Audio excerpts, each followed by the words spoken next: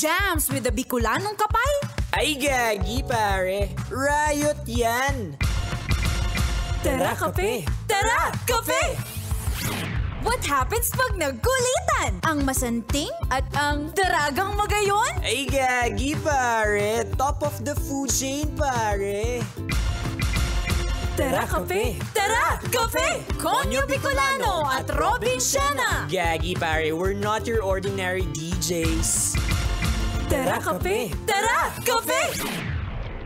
Gagi pare, feel good too. Awa! Konyo Bicolano! Robin Siena! Naranasan mo na bang makidiwang sa selebrasyon ng traslasyon? Oy, oo nga no, Gagi pare. Kasi right now, we're celebrating the Feast of Nazarene. Awa! Oo. Well, sa Bicol kasi, where I came from, may traslasyon din kami. Hindi nga lang kay Nazareno, kay Poong Nazareno, but kay Virgin Mary. So definitely, yes, isa itong life-changing event para sa akin. Ayan. Kasi ito yung panahon kung saan nagpapaa tayo, para i-remind sa atin na we should keep our feet grounded. Ayan. Regardless of the blessings na mga natanggap natin every single day. And also yung pawisan, yung tagaktak ng pawis. Hindi mo, dito ako hindi nagiging masama ugali. Kahit alam mong may mga maaasim talaga kayo doon. Iba yung spirito mo dito and all. Oo, bawal ka magreklamo. Oo. Kasi ikaw din maasim. Oo. Pero dun sabi mo sa Bicol, di ba, kay Virgin Mary sa inyo. Dito kasi sa Maynila, milyon-milyon daw ang mga deboto ng Poong Nazareno na sumasali dito sa traslasyon na to. At malaking bagay ito para sa mga kabisyo nating Katoliko. Yan. Kasi nga, di ba, nag-pandemic. So after ilang years, ngayon lang talaga magiging regular ulit. Babalik sa tradisyon. Di ba? Kaya para sa mga kabisyo natin na hindi Katoliko, pero naku-curious, ano ba ang mga kaganapan dito? Oo, bakit traffic? Ayan, bakit may mga saradong daan? Ayan, bakit maraming maasim? Ayan. Ayan, eto, ibibigay namin sa iyo, kabisyo, ang unang dalawang mga ganap tuwing traslasyon. Tara kape! Tara kape! Ayan, punta tayo sa number 1. Inot. Muna, ito ang mga himala. Init ngayon dito Grabe! Nakakatuwa naman! After ng pandemic, magagawa na uli natin itong traslasyon. Oo nga bro, marami akong kasalanang kailangan ko talagang ihingi ng tawad. Uy, ako rin nga guys Kaya nga, kahit kailangan gumising ng maaga, kahit madaling araw pa lang dito sa Quirino Grandstand, nandito na tayo. Excuse me! Hi guys! Hello! Jessa, nandito ka rin? Oo naman, deboto rin ako. Ha? Totoo ba? Di ba ayaw mo nga gumigising ng maaga? Oo nga, tsaka ayaw mong naiinitan ka, diba? Kasi sayang rejuve mo. Oo nga, tsaka ayaw mo rin ng pinagpapawisan kasi may putok ka. Sige lang, kahit anong bash nyo sa akin, hindi ako tatablan. Lahat yan tanggap ko. Gumising ako ng maaga, willing akong mainitan, magutom, at maging maasim para sa Poong Nazareno. Hala, himala nga! Isang himala, nagbago nga si Jessa. Ayan. Katulad nung nabanggit ko, yung mga ganitong klaseng celebration is Awa. also a transformative event para sa mga tao, para sa atin and all. Di ko naman sinasabing perfecto tayo, pero ito yung pagkakataon para kahit papano magdagdag ka ng puntos para sa langit. Kaya nga, tsaka mga maliliit na sakripisyo lang naman to tulad niyan yung nanay ko. Kagabi pa lang nasa Quirino Grandstand na sila.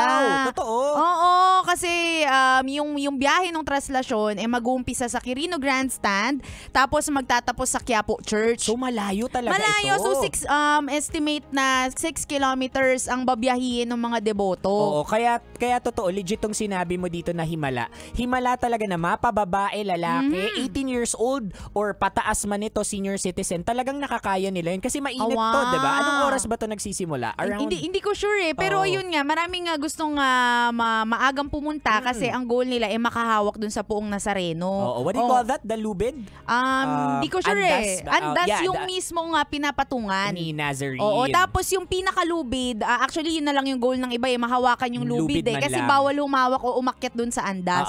Oo. Ay nako kabisyo, ingat kayo dyan. Totoo, may himala, pero syempre dapat ingatan pa rin natin yung sarili natin dyan. Anyway, that's number 1. Punta naman tayo sa last but not least, number 2.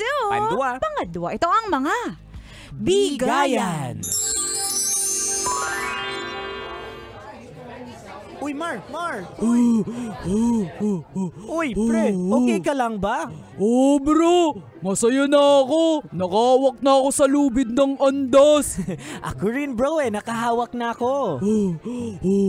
Masakit lang yung tuhod ko bro. Nadapa ako tsaka nadaganon. Sinong nadapa at nadaganan? Akin na. Linisin ko yung sugat mo, Mar. Oh, Jessa, andito ka pala. Oo, volunteers ako dito. Anong kailangan nyo? Volunteers? Ang dami mo naman. Oo naman. Volunteers ako dito. Jessa, meron ka bang tubig dyan? Eto, may tubig ako, may juice, may sandwich. Ano pang gusto mo? Puso mo. Ay nako, nagligawan pa kayo talaga dito Wag ka nga KJ Konyo Bicolano, kulot na to. Ay, tagal ko nang pinagdarasal ang araw na to. Ilang traslasyon na ang pinuntahan ko. Pero Mar, sige, sayo na yung puso ko. Ayan.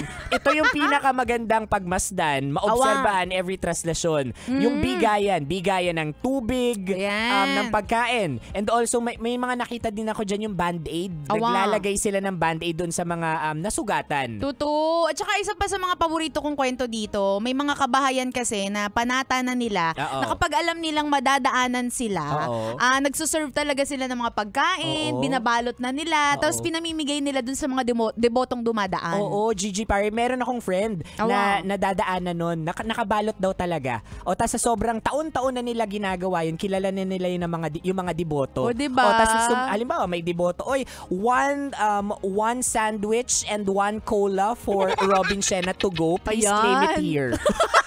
Gano'n na pala, no? Kaya nga Ako rin naranasan ko dati. Kasi nga, di ba, binabalot na nila. Siyempre, di naman nila kayang iabot isa-isa. Tama. So, ibabato na lang nila. Ay, may bato din? Binabato? Oo, natry ko kaya mabato ng nilagang itlog sa ulo. Yung talaga himala para sa akin. Nagising ako. Oo, ako nga rin nabato rin ako ng ganyan. Pero tinapay naman. Buti na lang, hindi ako masyadong naging literal. Kasi natutunan ko nun, pag binato ka ng tinapay, batuhin mo ng bato. Kabaliktaran. Ay, nako, anyway, kabisyo, kung di mo nabutan ang usapan namin ito at gusto mong ipa-shoutout yung mga kabisyo natin na ngayon pumapanata. Yan. Diba? Sa traslasyon. Ayan, i-shoutout natin sila. Hanapin mo kami sa aming mga social media accounts. Ako sa aking Facebook, Instagram, Twitter, TikTok at DJ Robin Shena. Same socials mga broski at Konyo Bicolano. O siya, kabisyo, makakasama nyo pa kami hanggang mamayang 3:00 ng hapon para bigyan pa kayo ng mga science tips at skits sa buhay-buhay. Muli, this is your pinakamagandang probinsyana, DJ Robin Shena. Your Ragam Broski, like super legit and all Konyo Bicolano. Dito lang yan sa Tara Kape. Tara Kape. Sa 90.7 Love Radio. Ay gagi pare. Awa. Tara Kape! Tara Kape! Konyo Bicolano at Robin Shena! Sasakyan si Ka